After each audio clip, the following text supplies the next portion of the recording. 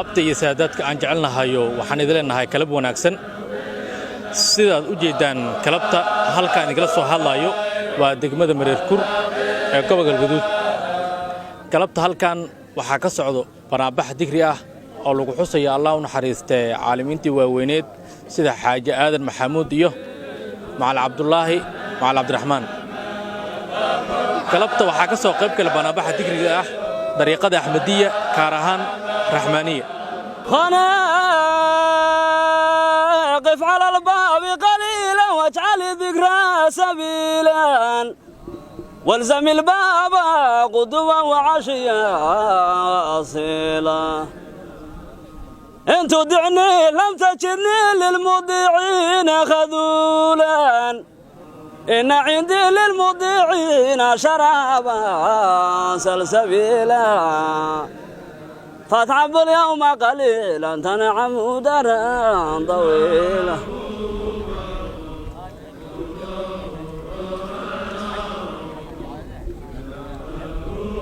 لا هو لا إله إلا هو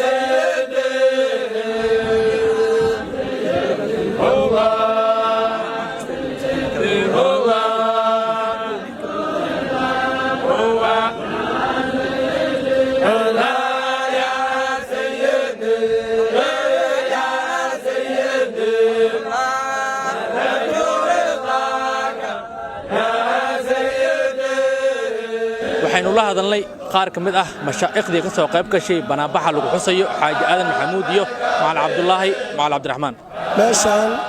waxaan uga soo qayb galnay ziyaaradii Xaaji Aadan Maxamuud Guuleed oo meeshaan lagu dhigayay annagoo ka nimid degmada Gurceel alxamdulillaah ziyaaraadka meeshaan oo kale aad fadli u badan bay leedahay in laga soo qayb galo oo cid walba ay ka soo qayb gasho waa loo baahan yahay duruqdu ka soo wada qayb gasho culimadu ka soo wada qayb gasho waxaana lagu gaarayaa khayr maxaa yeelay waxaa la yidhi cinda dikri saalixiina tanzilu raxma dadka saalixiinta iyo culamaa u diinka iyo dadka diinta soo gaarsiiyey oo soo barbaariyey oo diinta soo baray oo u soo halgamay ilaahay diintiisa dadkaa sheegiddiisa iyo xuskiisa iyo u ducayntiisa waxaa laga helaa fadli aad u badan iyo raxmad ayaa laga helaa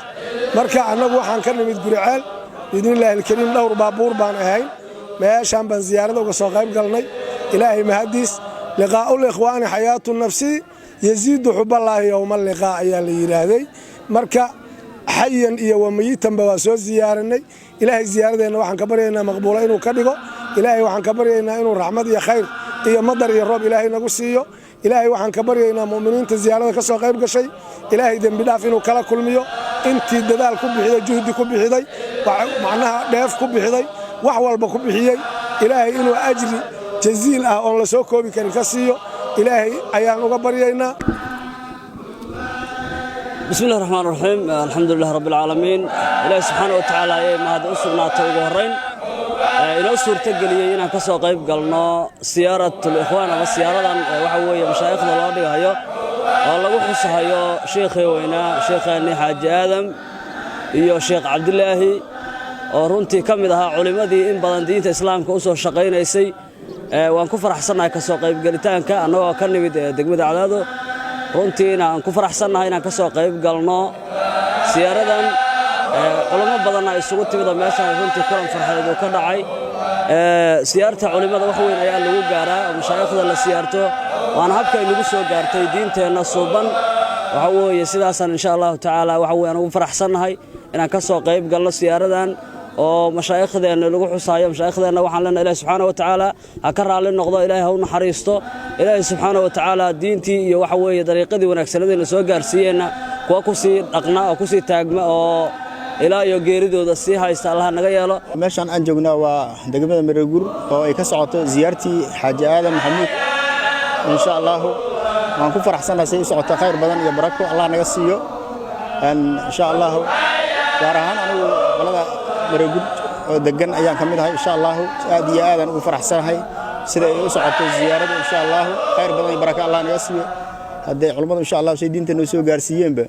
ayaga Ilaahay subhanahu wa ta'ala qayb badan Allah u jazeeyo waxaan akhriynana Allah gaarsiiyo insha Allah thawaabkeeda Allah gaarsiiyo khayrka akhriyna alxamdulillah halkaani waa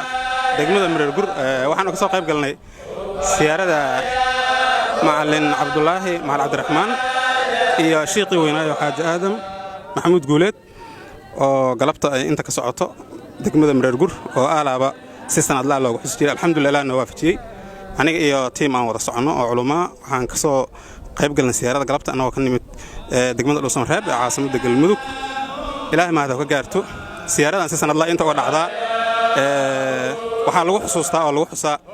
culimo diinkii qayb kamid ah ajilla rag ugu waaweynaa waliba rag kamid ah